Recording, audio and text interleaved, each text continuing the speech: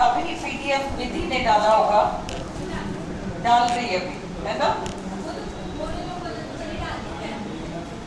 ना मोनोलॉग मुझे हाथ पे नोट्स दो, बट क्या है फर्स्ट लाइन?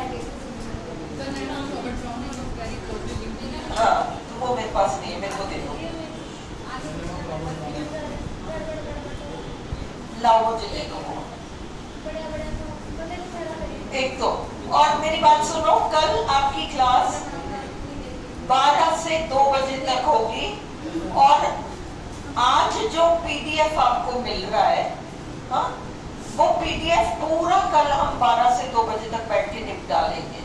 बहुत मुश्किल नोट्स नहीं है, लिटरेचर का एक बड़ा हिस्सा हो जाएगा, है ना? और अगर शुरू से जो मैंने आपको लिटरेचर का कल भिजवाया था, तेज सिंह ने डाला होगा, तुम लोगों ने उतारा है, तो आज उसको लंबा बैठ के करा लो। उतारा है या नहीं? जो कल तेज सिंह ने डाला होगा ग्रुप में, तुम लोग सिर्फ ड्रामेटिक मोनोलॉग नहीं, और भी चीजें डाली होंगी।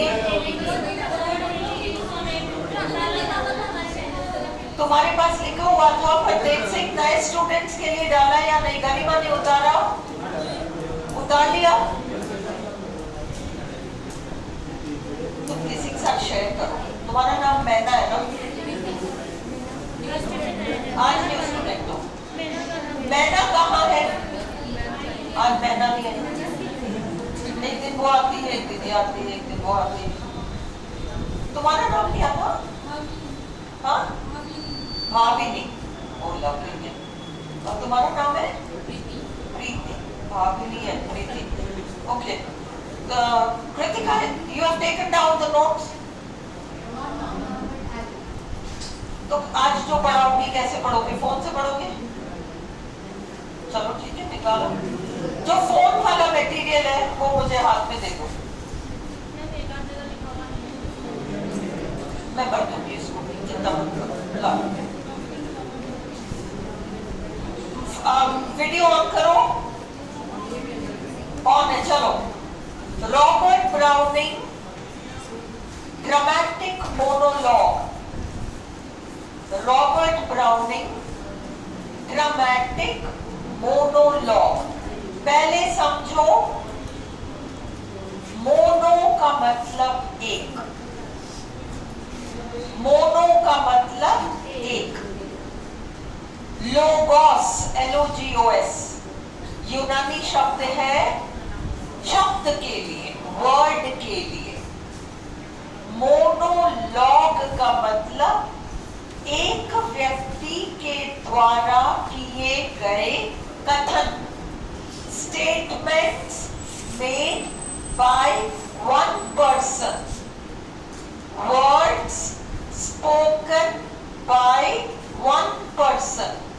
ये आपका मोनोलॉग है।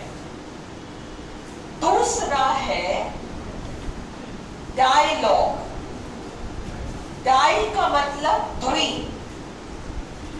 डायलॉग का मतलब दो लोगों के बीच वार्ता। डायलॉग, दो से अधिक जो बोलते हैं वो होता है कॉन्वर्सेशन। वो डायलॉग नहीं होता, कॉन्वर्सेशन, है ना? तो ये तीन चीजें हैं। अपनी इंफॉर्मेशन के लिए एक शब्द और जाओ, आरपीएससी नहीं पूछेगा, पर तुम जाओ। अब तुम क्लास में 50 लोग बैठे हो, मैं कुछ पूछती हूँ और तुम में से 25-30 लोग बोलने लग जाते हो।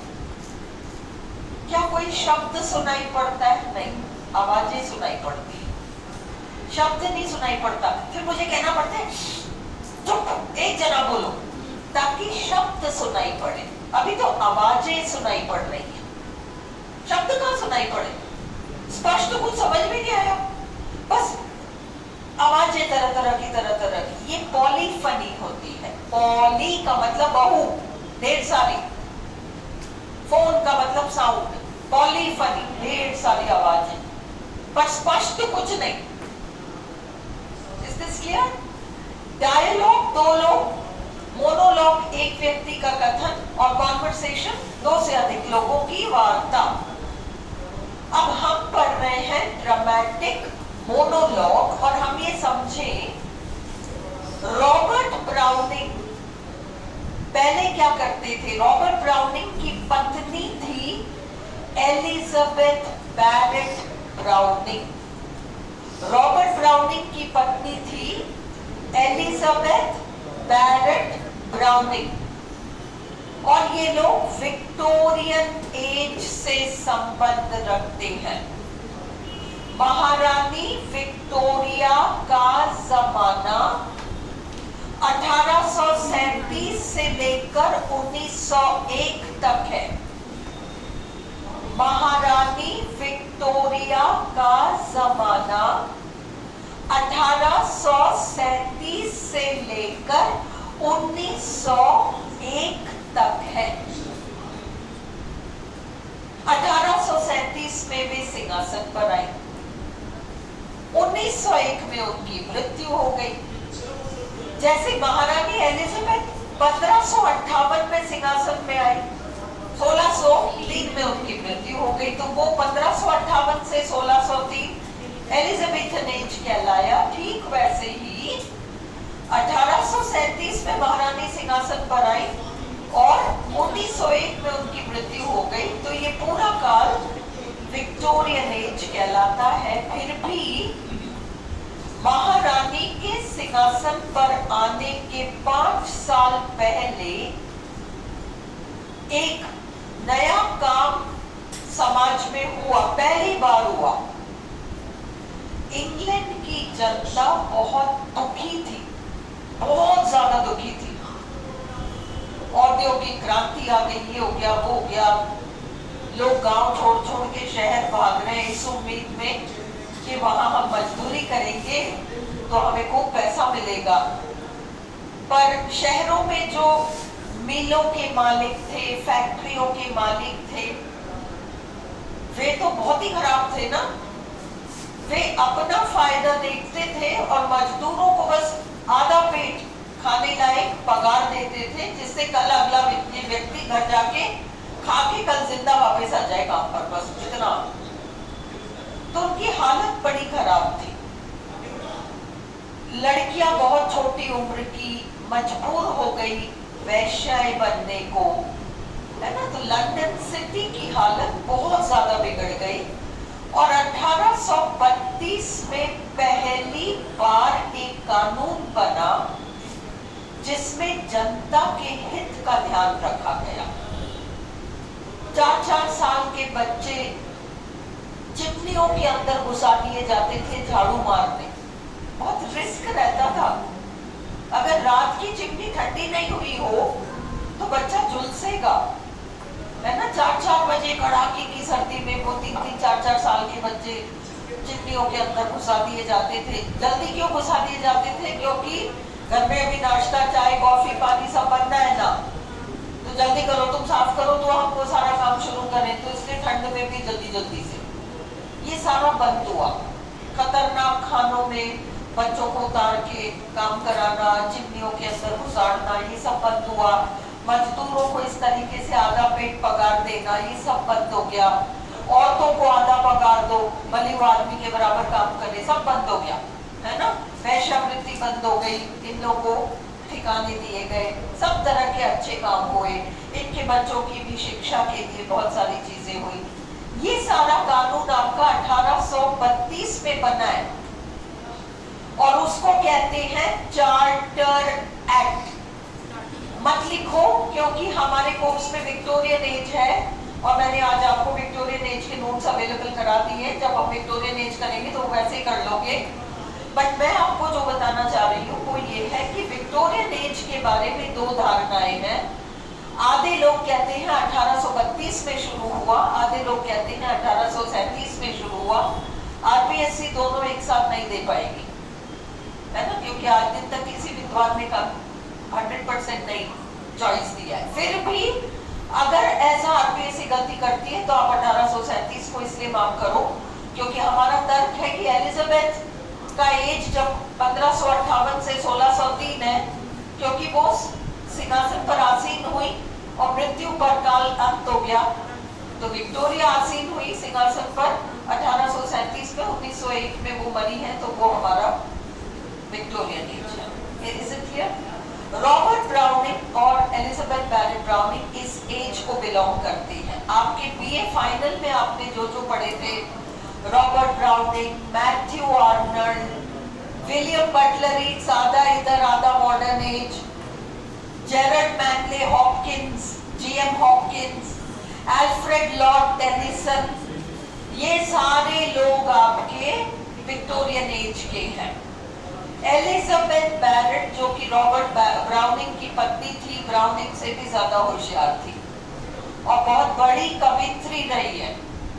इंग्लैंड में राज दरबार के कवि की परंपरा है, जिसको इंग्लिश में कहते हैं पोएट लॉरिएट। पोएट लॉरिएट, राज दरबार का कवि। राज दरबार का कवि बहुत माना हुआ पोजीशन होता है। अगर राज दरबार में कुछ भी फंक्शन हुआ तो वो राज घराने के लिए चीजें आती है ना, कवि के लिए भी आएगा, कवि के पूरे परिवार के लिए आएगा, है ना। कोई भी मातम, मच्छी, खुशी, वॉटेवर, हर मौके पे राज दरबार का कवि पोइट्री लिखेगा, है ना। तो हर उसको उसकी जिम्मेदारियां भी खूब है और उसको सम्मान भी उतना ही है। ये है पोएट लॉरिएट। आपके William Butler Yeats romantic as को बिलोंग करते थे और सन 1843 से 1850 तक, देखो हर चीज नोट्स में अवेलेबल नहीं हो सकती, हालांकि रोमांटिक एज में आपको ये सब मिल जाएगा, बट क्रम में घर जाके आज वीडियो से हिंदी में भले उतार लेना ताकि तुम्हें स्टोरी टाइप को समझ में आ जाए। 1843 में विलियम वर्ड्सवर्थ, आप सबको नाम अच्छी तरह से, you know him, you have studied him in second year, and वो राज दरबार की कवि बने। 1850 में विलियम वर्ड्सवर्थ की तबीयत ऐसी बिगड़ी, 80 साल के हो चुके थे और ये समझ में आ गया कि अब ये 1-2 साल पूरा निकलना नहीं है, बहुत हालत खराब हो चुकी है। अब एक वो चला, डिस्कशन चला कि वर्ड्सवर्थ मर जाएंगे, हम अगला राज दरबार का कवि किसको बनाएं। 2 नाम सामने आए। एक नाम था अल्फ्रेड लॉर्ड टेनिसन और दूसरा नाम था रॉबर्ट ब्राउनिंग की पत्नी, नाम की रॉबर्ट ब्राउनिंग। रॉबर्ट ब्राउनिंग नहीं, रॉबर्ट ब्राउनिंग की पत्नी। तो समझो कितनी बड़ी कवित्री रही होगी वो अपने काल में। Clear to you? तो इन दोनों का नाम सामने आया, पर फिर फाइनल टेनिसन को किया गया।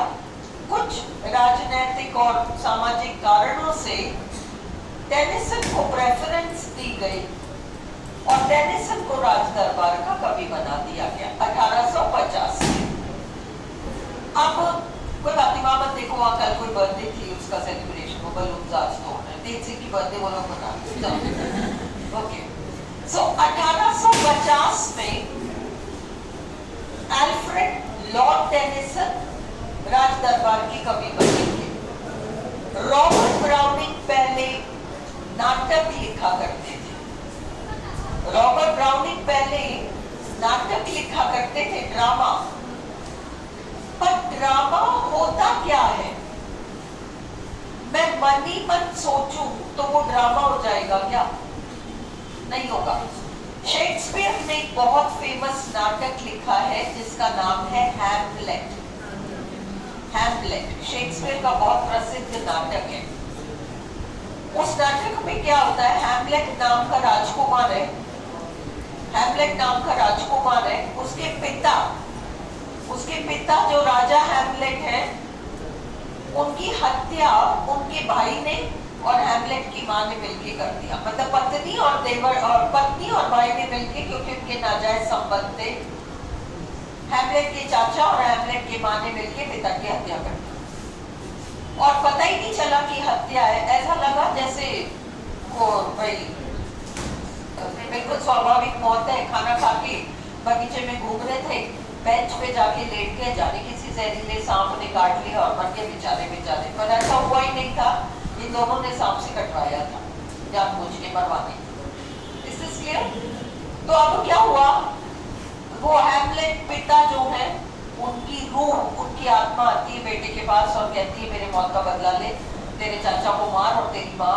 वो कहता है ठीक है चाचा को तो मार दूंगा, मेरी माँ उसका क्या करूं? कि छोड़ दे उसको, तो कुदरत अपने आप में उसको सजा दे देगी, माँ को मत मार। पूरे नाटक में हैमलेट मारू नहीं मारू, इसमें पूरा नाटक बीत गया। क्या ये ड्रामा है? नहीं मारा। फिर एंड में सब मर जाएंगे। क्या ये ड्रामा है? नहीं है, ये फेल हो गया ड्रामा, ये फेलियर हो गया। क्यों फेल हो गया? क्योंकि इसमें एक्शन नहीं था। क्या हो गया? Battery low.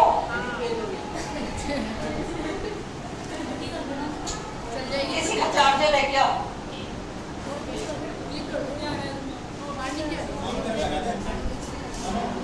बैटरी थोड़ी दिखती है। छोड़ो फिर आज अपन इसको तो कर तो पढ़ तो लेते हैं, चल रहा है। रिकॉर्डिंग मत करो। चल रहा है। चल नहीं तो तुम लोग ऑडियो से कर लेना। तो अगर आप किसी रचना को नाटक कहते हो तो उसमें दो चीजें होनी चाहिए।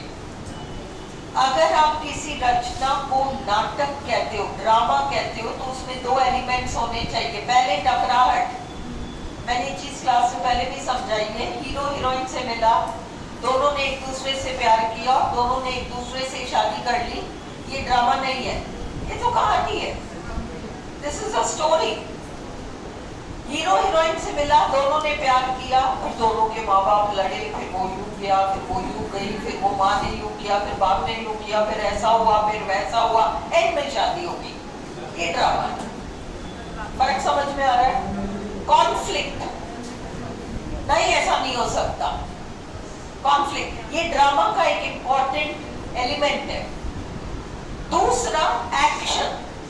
मनी मत सोचता रहूं मैं ऐसा कर लूं, वैसा कर लूं, नहीं करूं। This is not drama. Action होना चाहिए। और रॉबर्ट ब्राउनिंग के ड्रामा में करूं नहीं करूं में पूरा ड्रामा बीत जाता था। फेल हो गए सारे ड्रामे। तब उनकी पत्नी ने उन्हें समझाया कि देखो तुम्हारे ड्रामे इसलिए फेल हो रहे क्योंकि वो ड्रामे नहीं है। तुम ऐसा करो, तुम जैसा ड्रामा लिखते हो ना वैसी पोइट्री लिख दो, क्योंकि वो ड्रामेटिक मोनोलॉग हो जाए। अगर हैमलेट, मेरी बात सुनो, अगर हैमलेट मनी मन बैठकर विचारता रहता है मैं चाचा को मारूं नहीं मारूं, ऐसा करूंगा तो क्या हो जाएगा, वैसा करूंगा तो क्या हो जाएगा, गिरजाघर में